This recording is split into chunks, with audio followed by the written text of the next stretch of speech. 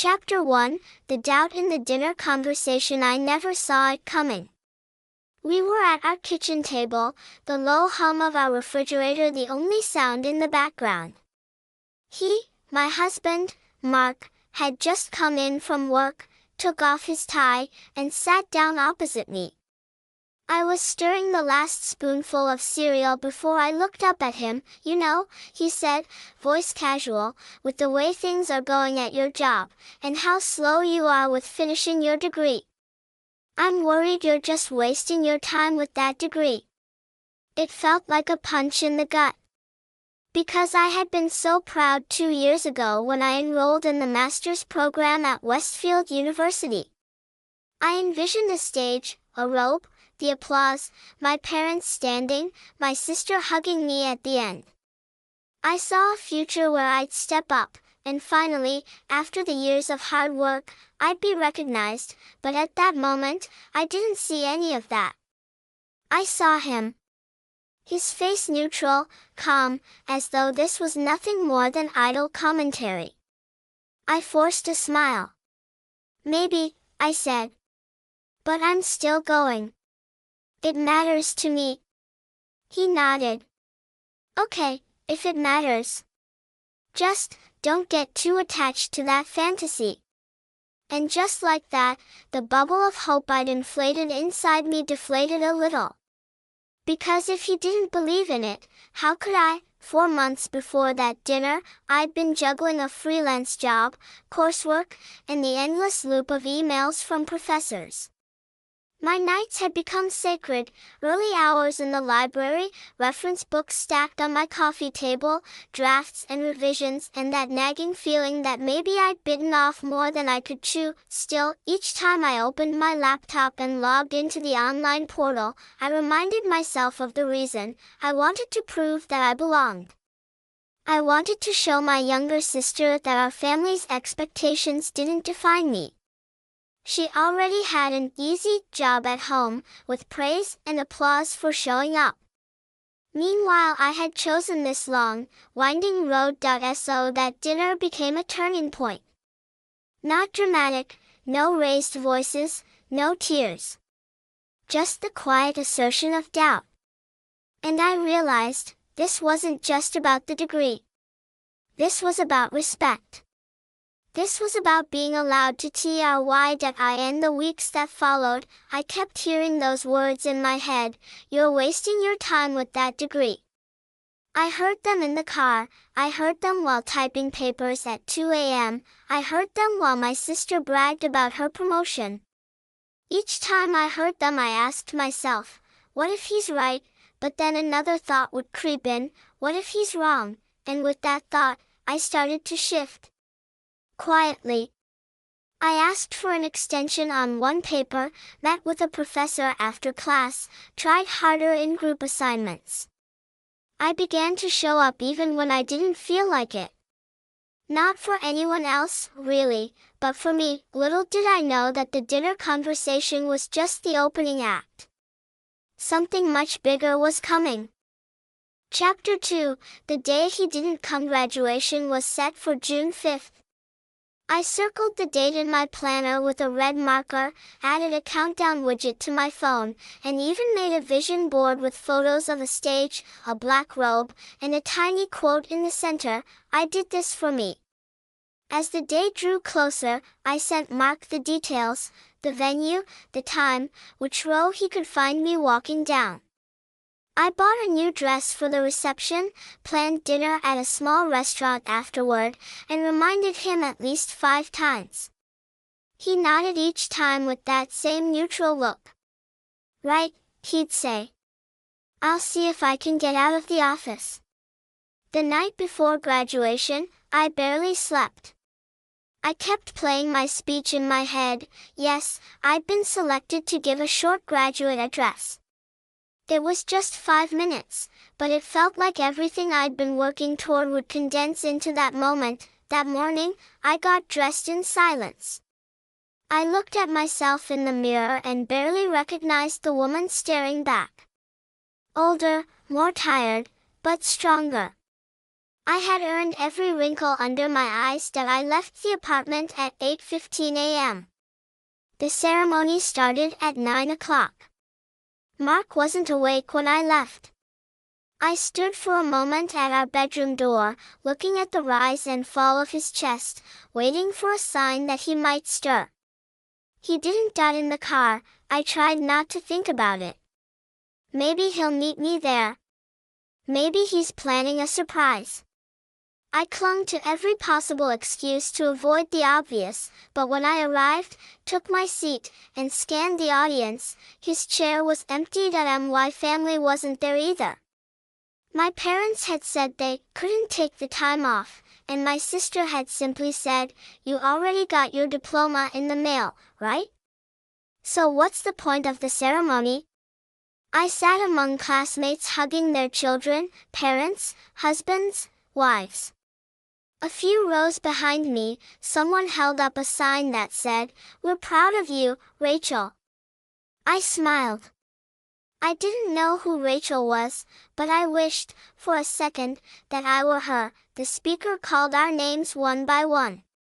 When they called mine, I walked across the stage, smiled at the crowd that wasn't there for me, and took my diploma that I was supposed to feel pride, but all I felt was heat rising in my face, and a silent question, why wasn't I enough for anyone to show up? After the walk, they called my name again. And now, our graduate speaker, Isabel Turner. I stood. My hands trembled slightly as I walked toward the podium. I had imagined this moment 100 different ways. But none of them involved looking out at an audience where the person I loved most had chosen not to be. Then I looked again, and saw someone I didn't expect. Chapter 3, The Guest Who Shouldn't Have Been There. I blinked, not trusting my eyes. In the far left row, fourth seat in, partially hidden behind a pillar, was Professor Green. At first, I thought I was imagining it. Why would he be here? He wasn't part of the ceremony. He hadn't taught in over a semester. He wasn't even on the graduate committee anymore, but it was him. His distinct gray blazer, his small notebook in his lap, the same sharp eyes that used to cut through every excuse I tried to bring to his desk. I hadn't seen him since the last time I broke down in his office, telling him I didn't think I could finish the program. He had leaned back, looked at me for a long second, and said, "You already have what it takes. You're just waiting for permission to believe it." I looked back at the podium, trying to pull myself together. My speech was written on the note cards in my hands, but suddenly, it felt hollow, like it belonged to someone else. A version of me who hadn't lived through this exact morning. So I did something I hadn't planned. I put the note cards on the podium, took a breath, and spoke from memory. "I wasn't supposed to give a speech today," I said, my voice echoing across the auditorium. At least, not according to some people. Someone told me once that I was wasting my time with this degree. That it wouldn't matter. That no one would care. Several people in the audience shifted. I didn't name names. I didn't have to, but I kept going. Not because I knew this day would be perfect, it isn't. And not because everyone I love is sitting in the audience, they're not. I paused. A lump was rising in my throat. I saw Professor Green lean forward slightly, like he was willing me to keep going. I kept going because I realized that even if the people closest to you don't believe in your future, you can still build it. Brick by brick. Paper by paper. Choice by painful, lonely choice. Silence. Not a cough. Not a shuffle. Just stillness. I dedicate this moment to everyone who ever had to clap for themselves. Who celebrated alone in their cars after getting the email that said, "You passed." Who never got a party or a sign or a speech. Who showed up anyway. That was when something strange happened that I heard clapping, not polite applause, but real, emotional clapping, from the far left row. Professor Green. He stood. And then someone else stood. A woman I didn't know. Then a man near the center. One by one, more people stood, applauding me.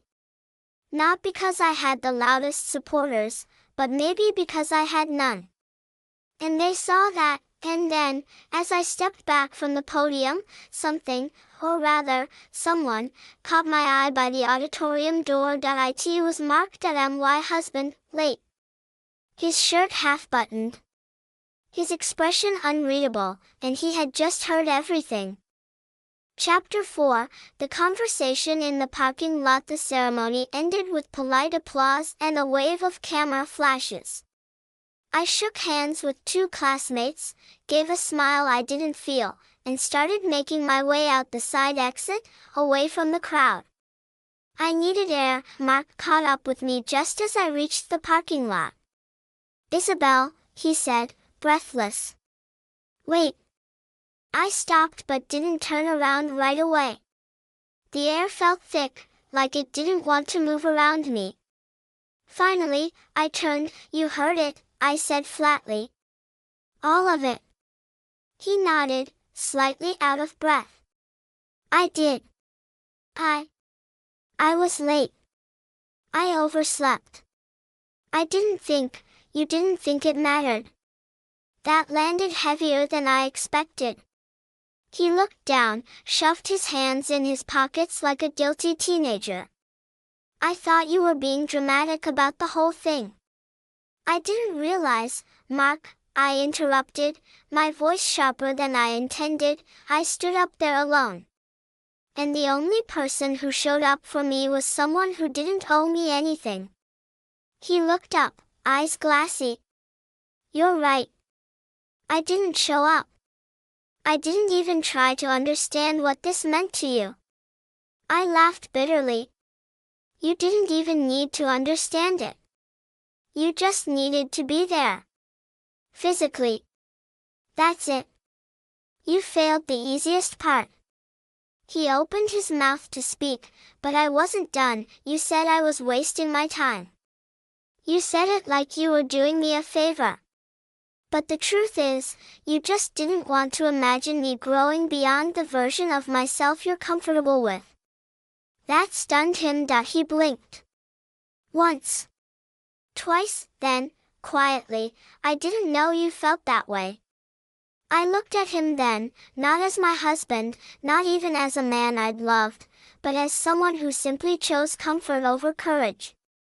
And I realized that wasn't who I was anymore. "I'm going to dinner," I said, brushing past him. "Not the one we planned. Just, somewhere that has wine and silence. You don't have to come." He followed a few steps. "Do you want me to?" I paused. Honest question. Honest answer, I don't know yet. And with that, I walked away, my heels clicking against the pavement, diploma tucked under my arm like a secret I had fought too hard to earn. The truth was, something inside me had shifted. I didn't know what came next for us, but I knew what came next for me, and I wasn't going to apologize for it. Chapter 5, The Letter on the Table. It had been 3 days since graduation. Mark and I hadn't spoken much. There were no fights. Just a cold kind of silence that filled the apartment like fog, thick, unmoving, and impossible to ignore. I spent most of those days at a local cafe, rewatching videos people had posted from the ceremony. I'd gone viral, apparently. My speech had been shared on the university's social page and was making rounds on education blogs. Some people called me brave. Others said they'd cried watching it, and still, I hadn't heard from my parents. Or my sister. Not a word.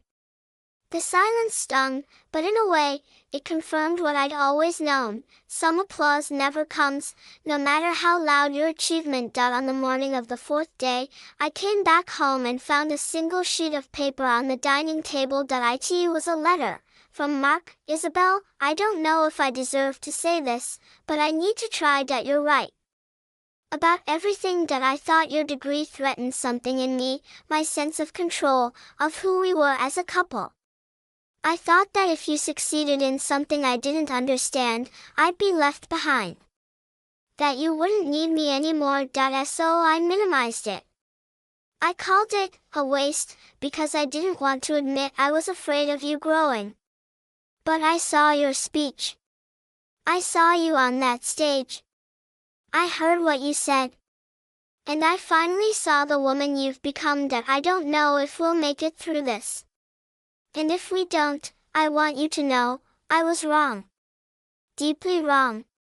You were never wasting your time, you were building something that no one could take from you. Not even me. I'm sorry. Marky read the letter 3 times. Not because I needed to believe it, but because part of me had already made peace with not needing it. I placed it back on the table. Later that afternoon, I got a call from Westfield University. The voice on the other end said, "Hi, Isabel. We loved your speech, and we're wondering, have you ever considered teaching here?" I sat down. For the first time in a long time, I felt still.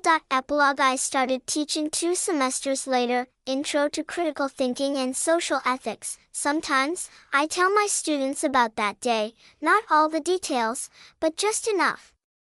Enough to show them that validation doesn't always come from the people you love. Sometimes it comes from strangers in a crowd.